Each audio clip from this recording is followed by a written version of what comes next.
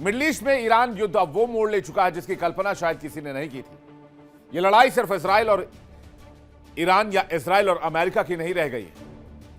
यह लड़ाई dragon versus America की भी हो चुकी है। चीन ने ईरान को भारी भरकम हथियार दिया है। यह दावा इजराइल का भी है, यह दावा यूक्रेन का भी है, जिसे अमेरिका तक पहुंचाया बेंजामिन नेतन्याहू ने और वोल्दिमीर ज़ेलेंस्की ने। क्योंकि अभी दोनों नेताओं की मुलाकात डोनाल्ड ट्रंप से हुई थी और दोनों नेताओं ने एक खुफिया जानकारी ट्रंप के साथ शेयर की है कि चीन पर्दे के पीछे से ड्रैगन अपने महादैत्यों को भेज रहा है ईरान, जिससे अमेरिका का सुपड़ा साफ हो जाए मिडिल ईस्ट से। दरअसल इस जंग में चीन अपनी चाल अब तक पर्दे के पीछे से चल रहा था, लेकिन ड्रैगन के इस चाल की जानकारी मोसाद को लग गई।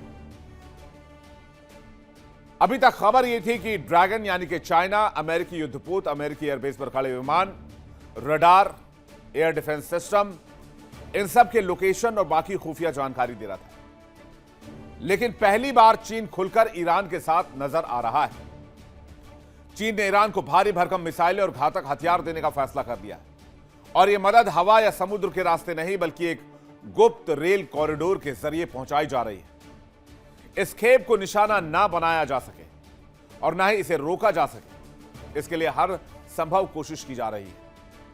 ठीक उसी तरह जिस तरह जंग के पहले चरण में चीन के प्लेन अपनी पहचान छिपाकर ट्रांसपॉन्डर और ADS-B सिस्टम को बंद करके ईरान के दूर दराज इलाके तक पहुंचे थे और उस समय भी खबर आई थी कि चीन ने ईरान को हथियार दिए हैं, जिसके बाद डोनाल्ड ट्रंप ने साफ तौर पर कहा था कि चीन पर्दे के पीछे से ईरान की मदद कर रहा है और उसे बाज आना चाहिए। लेकिन इस बार मामला तो और बढ़ गया है। चीन हथियार जो हैं उनके वो ईरान को रेल कॉरिडोर से भेजने की तैयारी कर रहा है।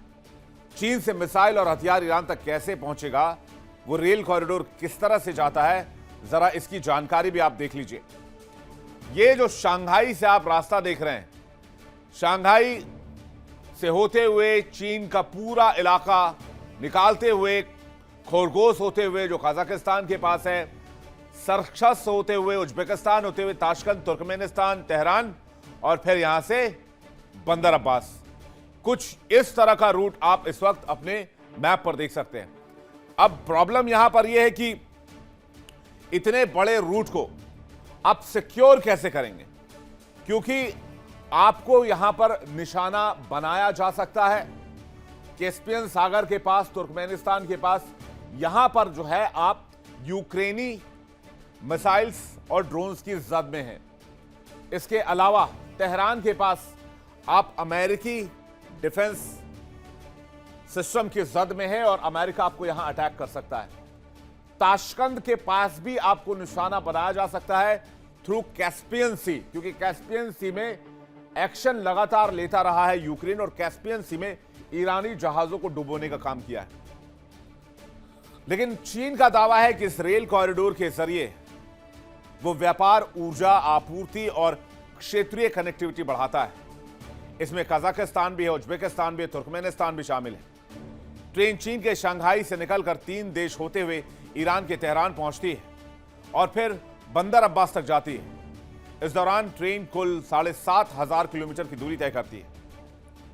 अमेरिका को खुफिया जानकारी यह मिली है कि रसद, दवाई और बाकी चीजों की आड़ में चाइना ईरान को बहुत तगड़ी हथियार सप्लाई कर रहा है।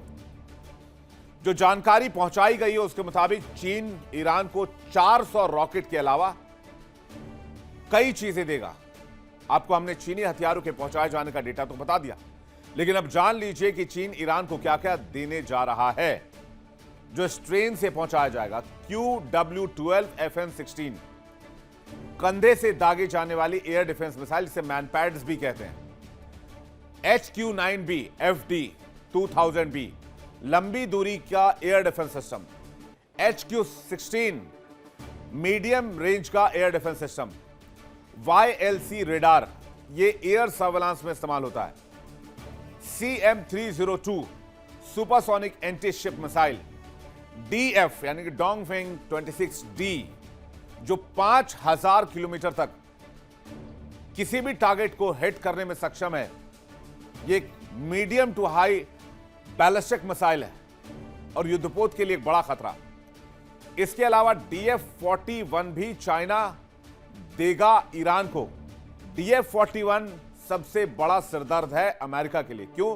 क्योंकि DF-41 ICBM है जो डायरेक्ट अमेरिका की जमीन को हिट कर सकता है। इंटर कॉन्टिनेंटल बैलिस्टिक मिसाइल जिसकी रेंज 10,000 किलोमीटर से ज्यादा है। एक और हमने आपको बता दिया कि ईरान को चीन से क्या क्या मिलने जा रहा है।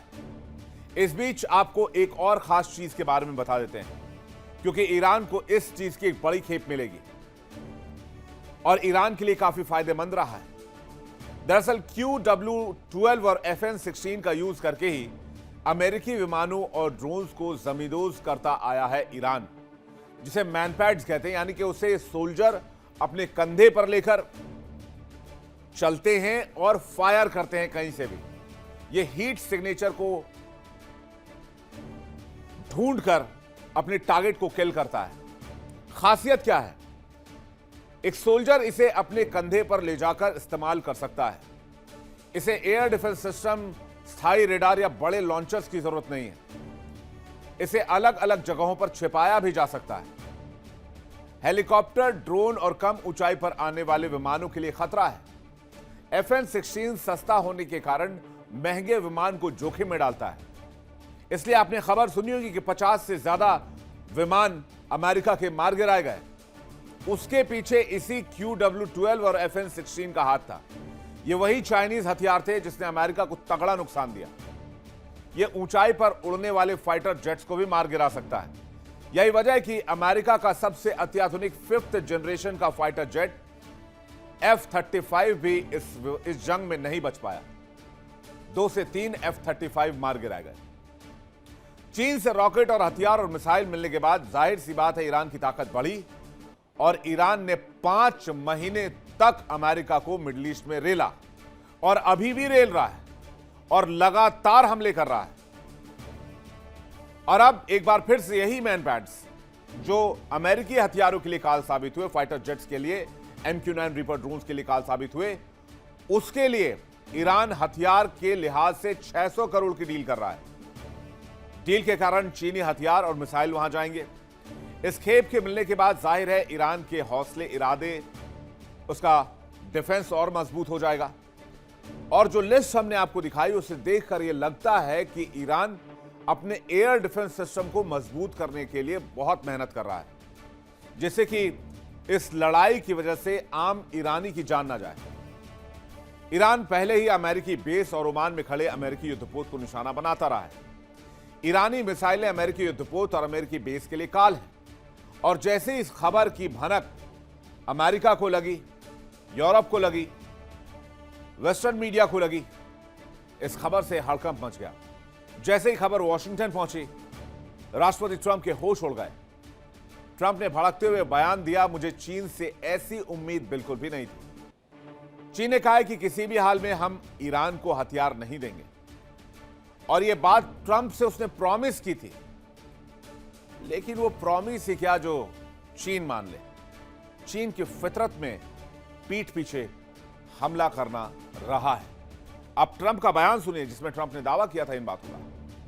That would be surprising. I mean, things like that happen, but that would be surprising. He told me very strongly he wouldn't partake, and he knows I'd be quite disappointed. That would be surprising. I mean, things like that happen, but that would be surprising. He told me very strongly he wouldn't partake, and he knows I'd be quite disappointed.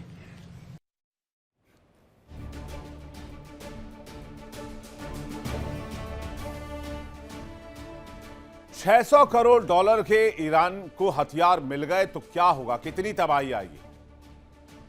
अगर इतने हथियार China Iran पहुंचा देता है तो खाड़ी से America का सूपड़ा साफ हो जाएगा, इसमें कहीं कोई दो राय नहीं होनी चाहिए। अमेरिका और चीन के बीच यह बड़ा विवाद भी बन सकता है। अमेरिकी राष्ट्रपति ट्रंप का दावा है कि मई में बीजिंग में हुई मुलाकात के दौरान चीन के राष्ट्रपति शी जिनपिंग ने भरोसा दिया था कि चीन ईरान को हथियार नहीं देगा।